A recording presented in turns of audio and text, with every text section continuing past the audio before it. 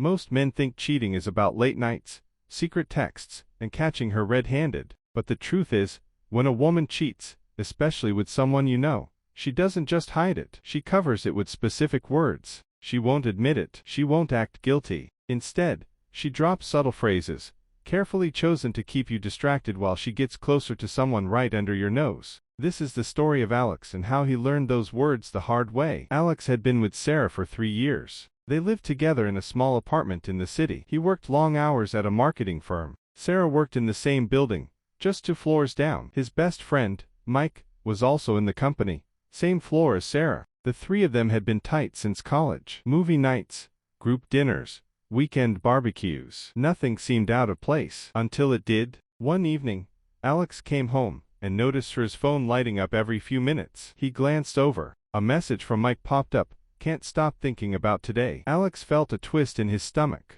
He asked her about it casually. Sarah looked up from her laptop and smiled. You're being paranoid, she said. It's just work stuff. Mike was helping me with a project. Alex nodded, but the twist didn't go away. He told himself he was overthinking. Still, the next week he noticed Sarah and Mike laughing a little too long in the break room. When he walked in, they both went quiet. Later that night, he brought it up again. He's like a brother to me, Sarah said quickly. You know that. We've all been friends forever. Why are you making this a thing? Alex felt a little silly. She was right. Mike was like a brother to both of them, so he let it go. But the changes kept coming. Sarah started staying late at the office. She said she had deadlines. Alex started seeing Mike's car in the parking lot after hours too. One Saturday, he asked if she wanted to hang out with Mike and some friends. Sarah sighed. You're just insecure, she said. I don't know why you're acting like this. Mike is your best friend. I'm not doing anything wrong. The words stung. Alex backed off. He didn't want to seem controlling, but inside,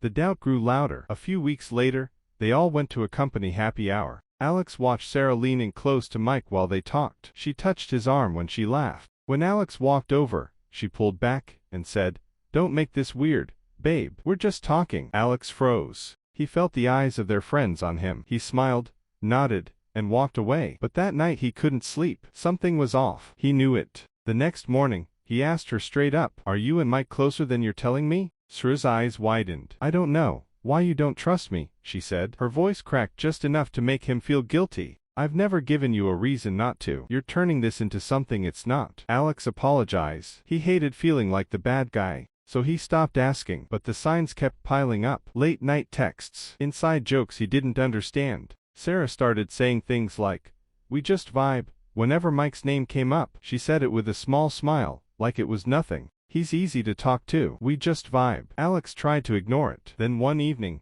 he overheard her on the phone in the bedroom. He gets me in a way no one else does, she said softly. I don't know what I'd do without him. Alex's heart stopped. He walked in. Sarah hung up fast. Who was that? He asked. Just Mike, she said. We were talking about work. Alex stared at her. He gets you in a way no one else does. She rolled her eyes. It's not what it looks like, she said. You're reading too much into it. That was the first time she used that line. It wouldn't be the last. A few days later, Alex saw a photo on Sarah's Instagram story. She and Mike at a coffee shop after work. Just the 2 of them. He asked her about it. Why don't you trust my friends? She snapped. Mike is part of the group. You're making it sound like I can't even have coffee with him. It's ridiculous. Alex felt the ground shift. She wasn't defending all her friends. She was defending one. The final blow came on a quiet Sunday afternoon. Alex was trying to talk to her about their relationship. He said he felt distant. Sarah looked away and said, You never listened to me. The words hit like a punch. Alex went quiet. She kept talking.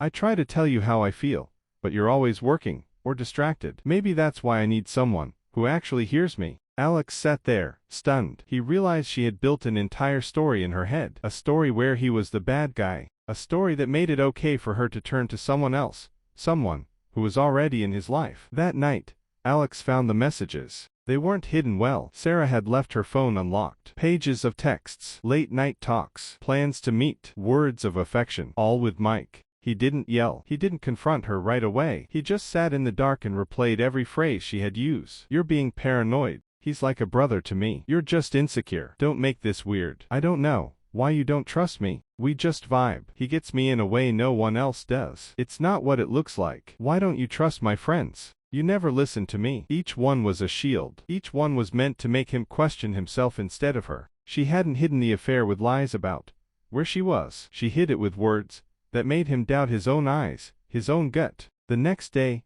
Alex packed a bag and left. He didn't say much. He just told her, "I finally listened, and I heard everything." Sarah cried. She said it wasn't what he thought. But Alex knew better now. The truth is, when a woman cheats with someone you know, she doesn't need secret hotel rooms or fake alibis. She just needs the right words. Words that make you feel crazy for noticing. Words that make you back off. Words that protect the secret right under your nose. Most guys miss it, but now you know what to listen for. And the next time you hear those phrases, you won't ignore them. Thanks for listening.